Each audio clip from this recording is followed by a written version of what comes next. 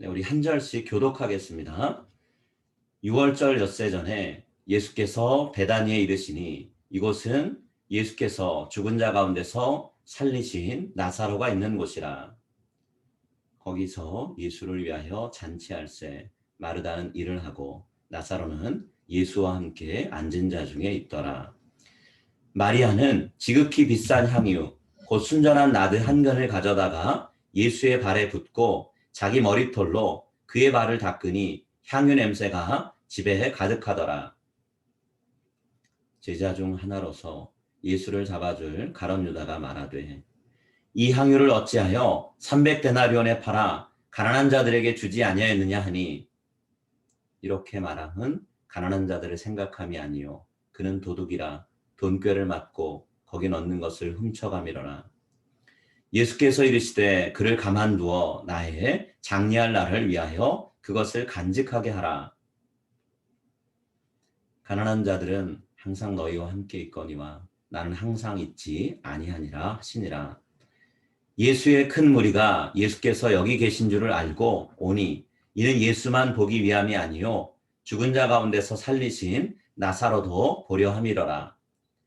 대제사장들이 나사로까지 죽이려고 모의하니, 함께 읽겠습니다. 나사로 때문에 많은 유대인이 가서 예수를 믿음이러라. 아멘.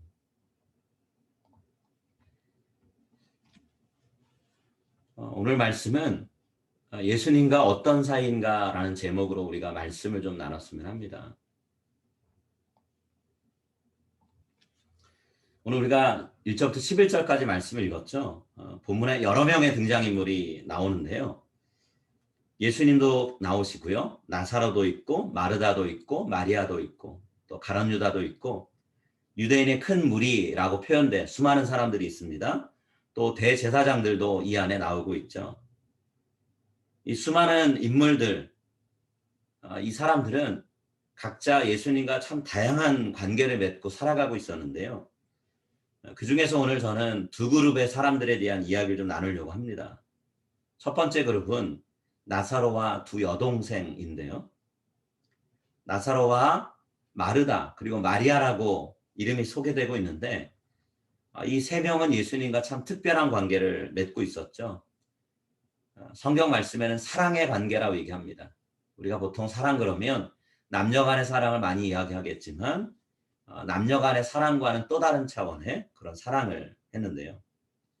오늘 우리가 12장을 읽었는데 11장 5절 말씀 조금 더 앞으로 가보면 이 관계가 어떤 관계였는가를 표현해주는 말씀이 나오는데요. 자, 본문에 이렇게 되어 있습니다. 예수께서 본래 마리아와 그 동생과 나사로를 사랑하시더니, 11장 5절 말씀에 이렇게 되어 있어요. 예수님과 이들의 관계가 어떤가를 나타내 주는 거죠. 자, 예수님이 베다니 나사로에 사는 마을을 방문하시면 자주 이 세 남매의 집을 들러서 같이 식사하시고 이런저런 이야기를 나누면서 교제하셨던 것 같아요. 그리고 그 교제가 얼마나 깊었는가를 나타내주는 표현이 방금 지금 우리가 보고 있는 나사로를 사랑하시더니 라는 표현에 있는 거죠. 예수님이 이들과 나눴던 사랑이 어떤 사랑일까 나타내게 사랑하다라는 표현을 쓰고 있는데요.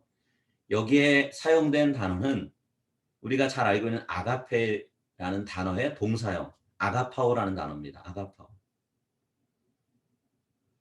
예수님의 사랑이 그만큼 깊었다는 얘기죠. 나사로가 병이 들어서 죽게 되었다는 소식을 들었을 때, 그리고 그가 마침내 숨을 거둬서 무덤에 묻혀 있다는 이야기를 들을 때 예수님이 나사로의 무덤을 찾아가시면서 눈물을 흘리셨다라고 되어 있거든요. 그 예수님의 눈물 흘리는 모습, 나사로의 죽음을 안타까워하는 모습을 보면서 사람들이 어떻게 말했냐 하면, 자, 보라, 그를 얼마나 사랑하셨는가 이렇게 표현합니다. 예수님의 모습을 사람들이 보면서 하는 얘기가 얼마나 그를 사랑하셨나 보라라고 얘기하고 있어요.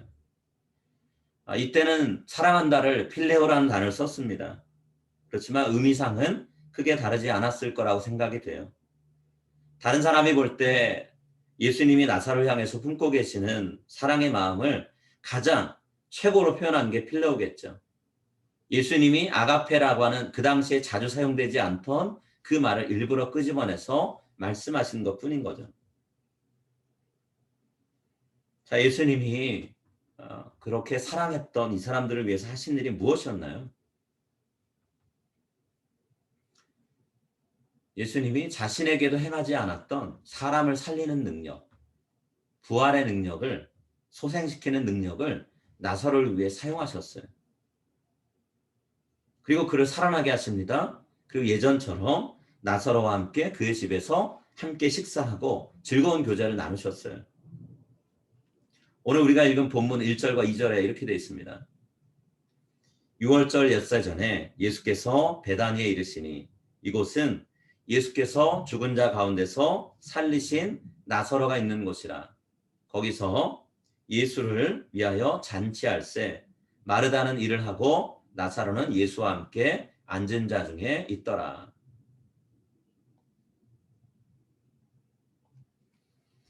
여러분, 죽음의 문턱을 넘어온 나사로와 또 그를 살리기 위해서 하나님께 능력을 부여받은 능력을 기꺼이 사용하신 예수님이 함께했던 이 식사 자리가 다른 어떤 때보다 애틋하고 깊은 정이 나눠지는 그런 장소가 아니었을까요?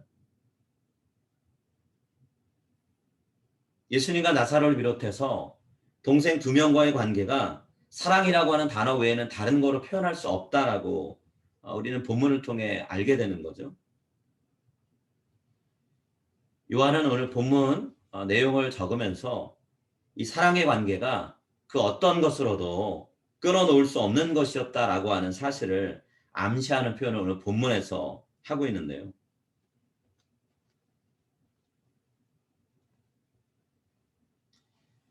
예수님이 나사로를 살린 일이 그 당시 유대인들한테 굉장히 큰 반향을 일으켰습니다. 목격한 사람들 중에 상당수가 예수님을 믿기로 작정을 했거든요. 그 이후에도 소문을 듣고 사람들이 예수님 만나러 옵니다. 그럼 예수님만 보는 게 아니라 나사로도 보려고 그 집 앞으로 줄을 지었다라고 오늘 본문이 얘기하고 있어요. 그리고 이 사실은 번번이 바리새인들의 귀에 들어갔습니다. 그리고 바리새인들은 예수님의 인기가 점점 올라가는 걸 보고 예수님을 어떻게 제거할까 궁리를 하기 시작을 했죠. 그래서 제거한다는 건 단순히 그냥 사람들의 시선에서 사라지게 만든다 정도가 아니라 죽이려고 했다라는 거예요. 근데 그러면서 생각해 보니까 예수님만 죽여서는 안 되겠다는 생각을 한 거죠. 예수님만 죽이는 게 아니라 예수님을 믿게 만들고 있는 한 사람, 나사로까지도 죽여야 되겠다라는 생각을 한 거예요. 그래서 10절과 11절에서 그들은 이런 계획을 세웁니다. 대제사장들이 나사로까지 죽이려고 모의하니 나사로 때문에 많은 유대인이 가서 예수를 믿음이러라. 여러분, 우리가 11장에서 나사로가 삶과 죽음의 경계선을 왔다 갔다 했던, 오가면서 살았던 사람이라는 걸 우리가 들었죠. 그리고 그렇게 살고 죽고를 반복하는 가운데 나사로가 예수님과 함께 했던 것을 오늘 본문이 얘기하고 있어요. 나사로가 죽었을 때 무덤에 갇혀 있었습니다. 예수님 멀리 계셨어요. 물리적으로는 서로 떨어져 있었던 거죠. 그러나 서로를 향한 사랑의 마음은 변함이 없었어요. 예수님이 나사로가 죽었다는 이야기를 듣고 그의 무덤을 가실 때 우셨다라는 건 나사로가 살고 있으나 죽어 있으나 그 사랑의 마음은 한결같았다는 얘기거든요. 그리고 사랑의 관계를 깊게 하기 위해서 기회가 될 때마다 나사로와 예수님은 서로가 함께 식사를 같이 하면서 교제를 나눴죠. 그리고 죽음으로 예수님과 나사로가 이별을 서로에게 고해야 됐을 때 예수님은 그에게 다시 살아날 수 있는 완전한 부활은 아니지만 그러나 일시적인 부활 혹은 소생의 은혜를 허락하셨죠.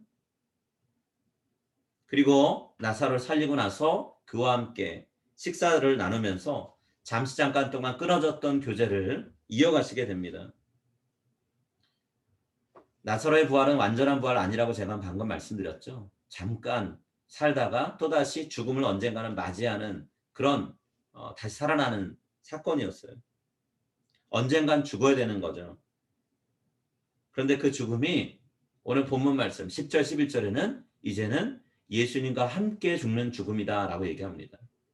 혼자 가는 것이 아니라 예수님과 함께 갈 것이라는 거죠. 나사로의 삶을 통해 우리가 배우게 되는 게 있습니다. 나사로는 살아도 예수님과 함께 했고요. 죽어도 예수님과 함께 했다는 거예요. 잠시 잠깐 먼저 죽었을 때는 예수님이 다가가셔서 저와 함께 하고 있다는 것을 말씀하셨고, 살아있을 때, 다시 살았을 때 이제는 오늘 본문은 뭐라고 얘기하느냐? 나사로는 예수님과 함께 죽음을 맞이할 것이다 라고 얘기하는 거죠. 오늘 우리가 예수님과 이런 관계를 맺고 있나요? 살아도 예수님과 함께 살고 죽어도 예수님과 함께 사는 사람. 내 생명의 문제가 어찌 되든 나는 예수님과 사랑하는 관계를 맺고 있는가. 오늘 우리가 나사로를 통해 배우게 되는 것, 나사로의 삶을 통해 우리가 배워야 될 것이 있다면, 삶과 죽음이 우리에게 다 언제 다가오든 예수님과 우리의 관계가 끊을 수 없는 관계가 되어야 된다는 것. 오늘 우리가 이것을 마음속에 새겼으면 합니다. 예수님과 거리만 가까운 것이 아니라 그 함께하는 관계가 사랑으로 표현될 수 있는 관계인가라는 걸 생각했으면 좋겠어요. 자, 나사로가 이렇게 예수님과 사랑의 관계를 맺고 함께했다면 오늘 본문에는 나사로하고는 전혀 다른 삶을 살고 있는 사람도 나오고 있죠. 가룟 유다라고 우리가 잘 알고 있는 사람입니다. 이 사람을 소개할 때면 늘 꼬리표처럼 따라붙는 표현이 있어요. 이 표현 우리가 너무 잘 알고 있습니다. 어떤 표현이죠?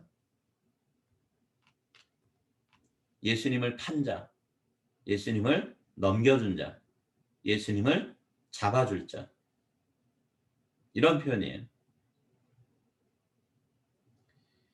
이 말은 가룟 유다가 예수님과 어떤 관계를 맺었는가를 아주 잘 보여주는 그런 표현인데요. 가룟 유다는 예수님을 이용하려고 함께했던 사람이라는 걸 오늘 본문에 얘기하고 있습니다. 그의 생각 속에는 온통 어떻게 하면 돈을 모을까, 이 생각이 가득했던 것 같아요. 오늘 본문의 가운데 부분에 중요한 사건이 기록되어 있죠. 그 사건에서 가룟 유다가 했던 말을 생각해 보면 가룟 유다의 인생 가운데는 돈이라고 하는 것이 중요했구나라는 걸 알 수 있는데요. 마리아가 지극히 비싼 향유, 순전한 나들 한 근을 가져다가 예수님 발 위에 부었습니다. 그랬더니 가룟 유다는 그 값을 곧바로 계산해 봤어요. 그리고 이렇게 얘기했습니다.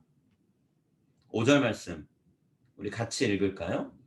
이 향유를 어찌하여 300데나리온에 팔아 가난한 자들에게 주지 아니하였느냐. 한 데나리온, 그 당시 노동자가 하루 일해서 버는 돈, 하루 품삯이었죠.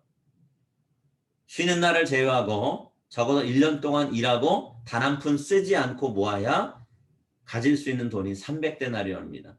1년치 연봉인 거예요.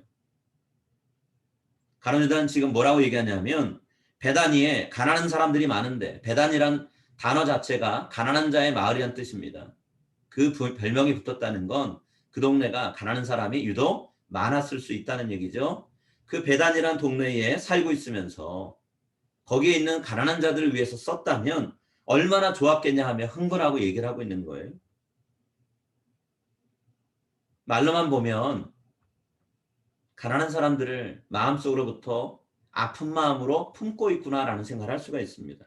긍휼히 여기는 마음이 있었다는 거죠. 하나님이 품으신 마음을 품고 있는 것처럼 보입니다. 그런데 성경은 이 가룟 유다의 본심이 어디에 있는가를 빼놓지 않고 기록하고 있어요.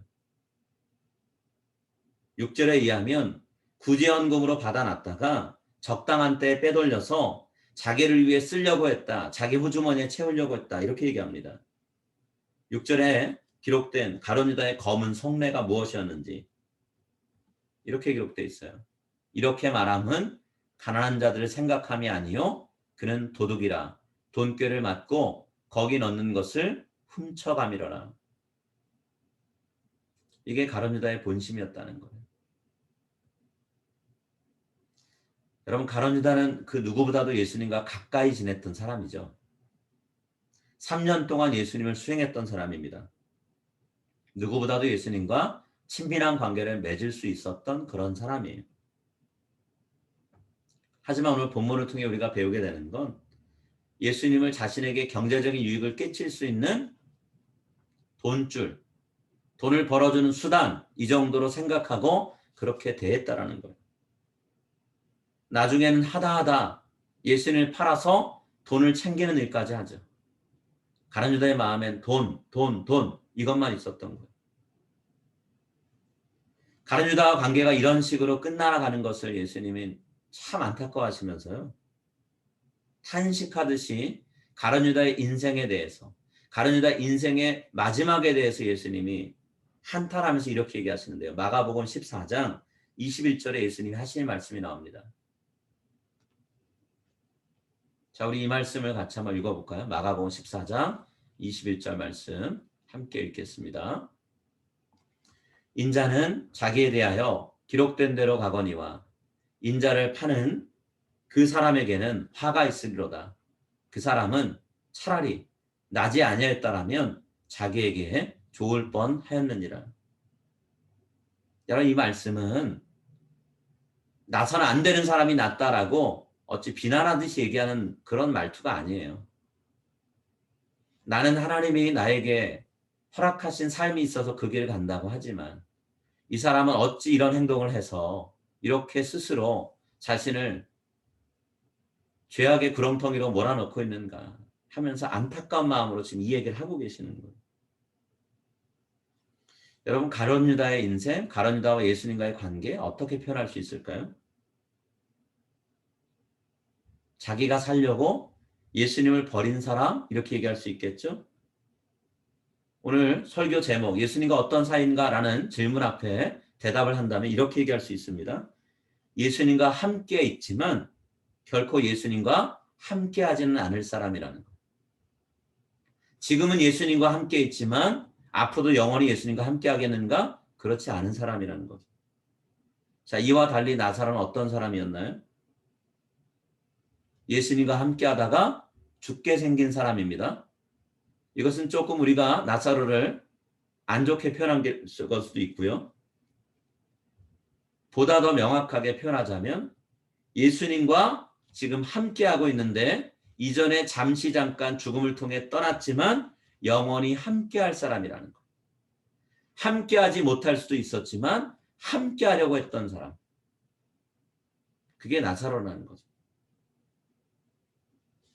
우리는 어떤 관계를 맺고 있나요? 오늘 제가 여러분과 나누지 않았지만 대제사장이나 바리새인들처럼 예수님과 우리가 등을 지고 적대적인 관계를 맺고 있지는 않죠. 우리가 그런 관계는 아니에요. 그렇다고 많은 유대인들처럼 예수님한테, 나사로한테 잠시 잠깐 관심이 있어서 왔다가 금방 떠날 그런 사람도 아니죠. 우린 분명히 예수님과 함께하고 있는 사람이에요.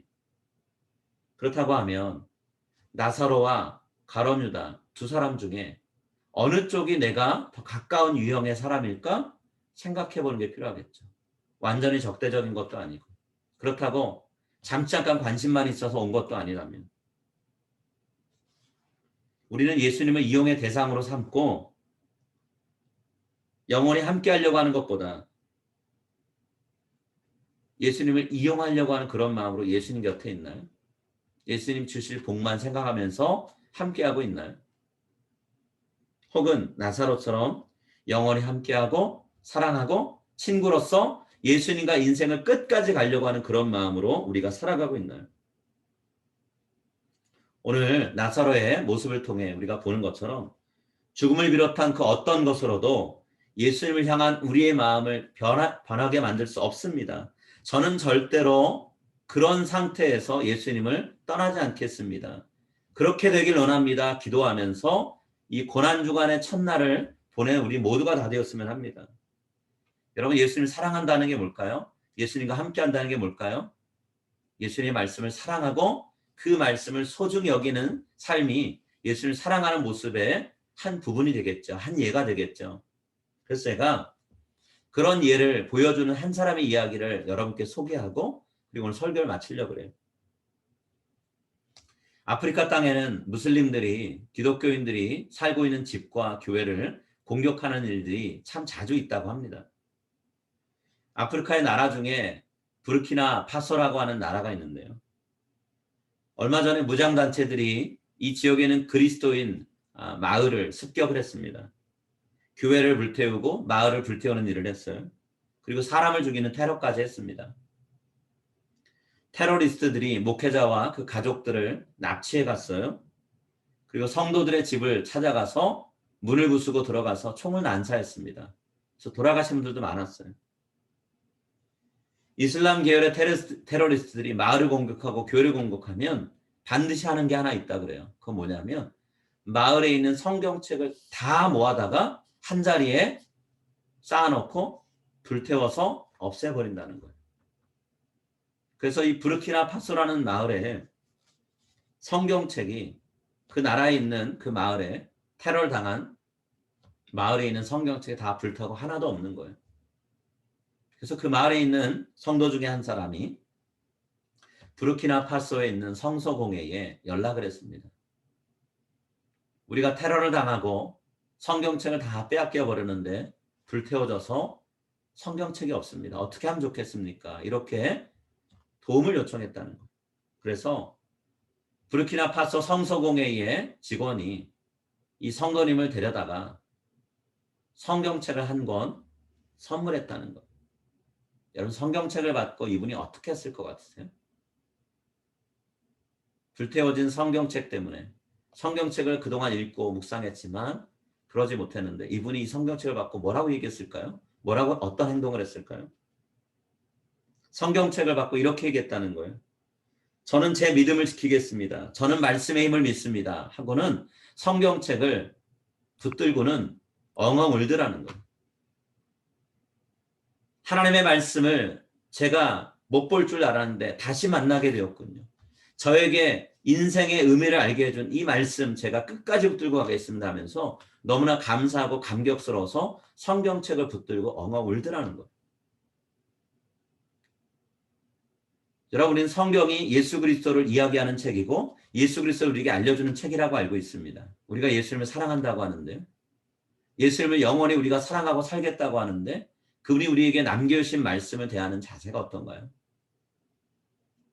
하나님의 말씀인 성경을 대하는 우리의 태도를 보면 우리가 예수님을 얼마만큼 사랑하고 있는지를 알 수 있는 거죠. 오늘 이 고난주간 첫 번째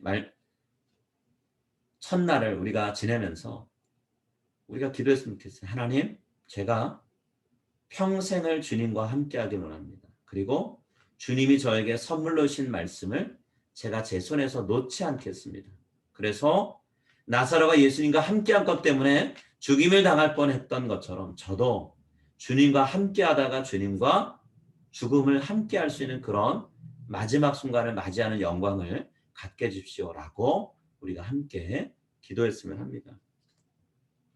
예수님의 사랑을 묵상하고 예수님을 사랑하는, 깊이 사랑하는 우리 모두가 다 되었으면 합니다. 우리 함께 기도하도록 하겠습니다. 같이 기도합니다.